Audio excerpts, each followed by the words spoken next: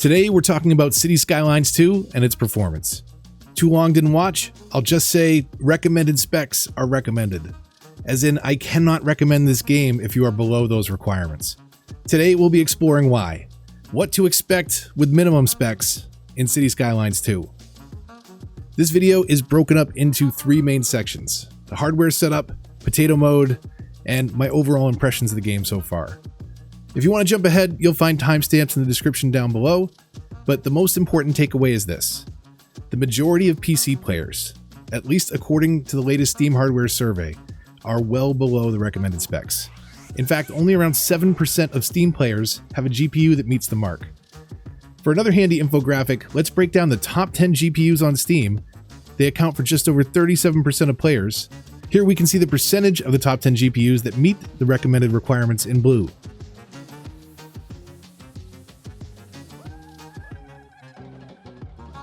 Experience is subjective. Your mileage may vary, but performance is objectively measurable, and it's pretty rough on low-end hardware. To those of you already rushing to the comments to declare this is just a beta, please stay tuned, because this is not just a beta. This is the build everyone will be getting day one confirmed. I want this game to be amazing, but it isn't, not for everyone. I don't think you should run out and cancel your pre-order, but you should know what you're getting. As far as performance, I've got some problems with it, and that's what I want to talk about today.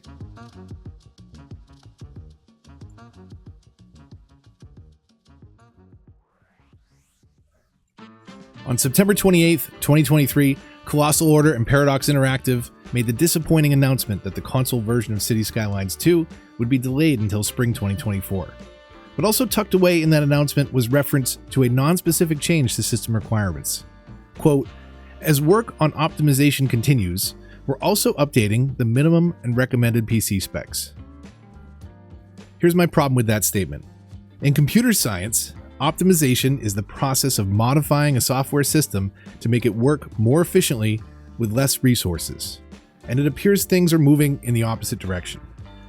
The minimum specs increased from an i7 4790K paired with a GTX 780 to an i7 6700K paired with a GTX 970, a multi-generational leap in both aspects.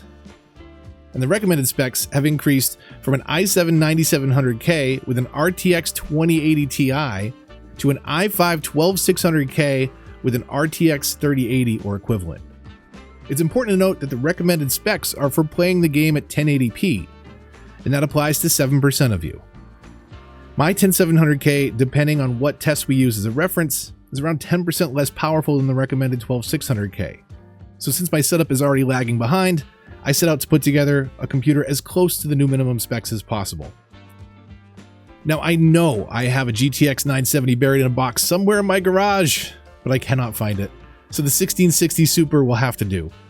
The 1660 Super beats out the minimum spec 970 with a 33% or more increase in frames per second in multiple titles according to Gamers Nexus. Not the greatest card, but a cut above the minimum specs.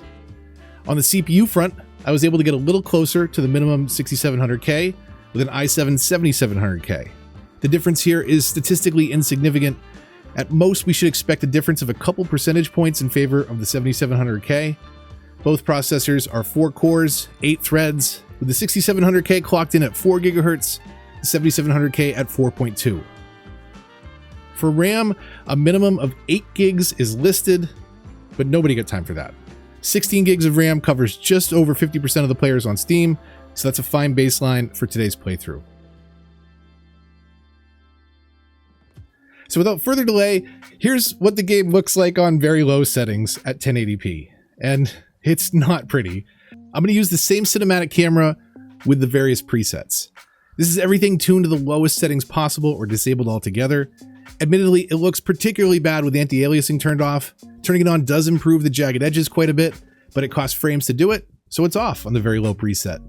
But for the purposes of today's experiment, we'll explore the defaults and generally have a second pass of the camera with some kind of anti-aliasing. If you turn on one feature, turn on AA. Jumping to the low preset, things seem manageable at first, but it's already starting to strain at 5K population. According to Steam, this computer can hit 60 FPS on an empty city. But as soon as people start moving in or you start moving around, things get bad fast. Jumping down to 15 to 25 frames, just standing still after the first couple milestones. Things get progressively worse as the population continues to grow. Now, I know some of you might be thinking, frames in the teens, that's fine by me, but this is very early on in our city, and at least for me, the lag and hitching becomes unbearable around 10K population. Even just the jump from 5 to 6,000 residents is losing a few frames. It's a problem that doesn't scale well. Also keep in mind, this is vanilla Cities Skylines II. No mods, no assets, no DLC, all things that can further diminish performance as more and more is asked of your computer, the more those things are bolted on.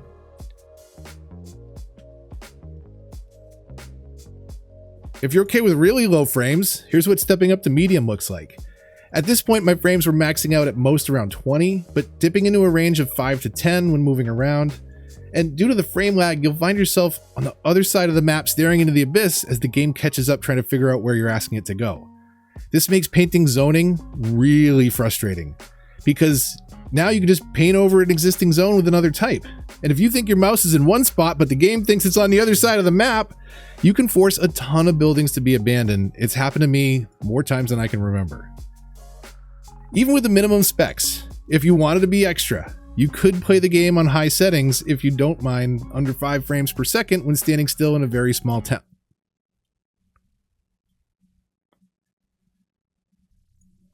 Regardless of your GPU, regardless of your settings, your case cooling matters.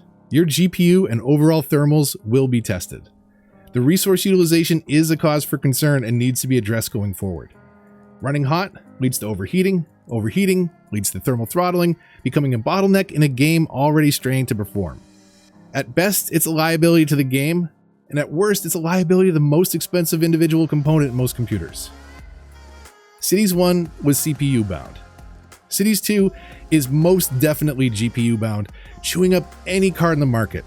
I'm not sure who they made this game for, but they're from the future. Some creators are just fine with the performance and loving the game. Some creators share the same concerns I do, but will keep on plugging away. I am outright concerned with the reception of this game from the community, especially any new players they're hoping to bring in. Hardcore Cities players were not expecting 4K 60 FPS, but 1080p 30 from a base game, vanilla, no mods, no DLC? I was hoping my 3080 would handle that, and I guess it does at first, but only at first. As the population grows, it becomes inconsistent, and it's that inconsistency that's so frustrating. I can start a city on high, but I'm turning things down by the time my population gets to 10K, and I'm losing patience not long after that. To be fair, I literally can't play the game without getting sick. One of my biggest complaints is weather. Weather affects performance, and you can't turn it off. Rain or snow can cause lagging and inconsistent frame times. Combined with the on-screen effects, it can make me motion sick. It's taking two things that I have a tough time with and compounding them. And weather is so baked into the core of the game, Colossal Order has been clear, they're not planning on a toggle for the weather. Assuming the map editor allows you to create a map without snow, maybe we can define a desert that doesn't get rain. But I also don't want to have to make my own map for an accessibility feature that existed within a single checkbox in its predecessor. Seasons are great, but let me toggle the weather. The cinematic camera is cool, but where's the automatic camera that flew around the city without having to program it? And what about all that DLC we bought? The ability to customize industries, campus, parks? Gone, gone, and gone. Some things we used to do in Cities 1 just aren't possible any longer, or take more steps to accomplish. The new road tool is great, but I still want fine road adjustments, and node controller, anarchy, and move it. It doesn't negate the need for mods. And in order to put in a grass and tree-lined street with tram tracks, you draw the road, to draw over it again with the upgrade tool to add trees, to draw over it again with the upgrade tool to add grass, to draw over it again with the upgrade tool to add tram tracks. The upgrade tool is a downgrade, unfortunately. And that workflow as is will translate so poorly to a controller. I can already see things getting really frustrating on console. Little annoyances are already assumed fixed with mods. Even before the console delay announcement, I could feel that version getting left behind. I know not everyone was expecting great performance, but I know plenty of people wanted a sequel of Cities, if only to get a more modern engine, something that would perform better and carry this community for another 7+ years. But what we're getting is a reset switch. A reset switch to sell you the content all over again. Some of you may own all the mainline DLC for the first game. If so, you could have spent $400 or more for all of that content. Cities 2 feels like an empty shell that in 5 to 6 years, with a bunch of updates and DLC and support from the community and a couple generations of progress on CPU and GPU technology, the game could be in a good spot. I feel confident things will change down the road. Colossal Order and Paradox know about these issues, but they're okay to proceed as is. This is what's called an MVP, a minimum viable product. Is it finished? In my opinion, no. Is it good enough to ship? Apparently. Paradox has shareholders they have to answer to. Cities is one of their biggest properties, and ongoing services, DLCs, CCPs, and more are part of the greater business plan. This isn't some trade secret I'm breaking an NDA over. It's clearly outlined in their publicly available financial review. Other creators, much more patient than I, are already building amazing things. And I'm sure some of you watching this right now will make amazing things too. But I need to wait until the game performs better to spend any time with it. And even then, I'm waiting for a weather toggle that's never coming apparently. So I might never really dive into this game. Maybe a mod will fix it, but again, what about consoles? I'm sure there won't be many videos like this today. Most will be excitingly starting new cities, new tutorials, quietly looking past or editing around performance issues. Some may not consider them issues at all. But I'm sure some new players won't understand the requirements to results ratio. And returning players hoping for a more performant engine will ultimately be disappointed. Again, it's not cancel your pre-order bad, but go in informed and with especially careful consideration if you're under the recommended specs. In the meantime, the first Cities has 8 years of assets and mods and community behind it. That's my city builder for now. I hope in 8 years, I can look back as fondly on the sequel as I do its predecessor. Only time will tell, and it's still a long road ahead. But where we go from here is up to Colossal Order and Paradox. But that's Cities Skylines II Potato Mode. Hit the thumbs up if you enjoyed the video. Hit the thumbs down if you didn't. Subscribe for honest takes and real opinions. Whether they're valid or not, I'll see you in the comments below.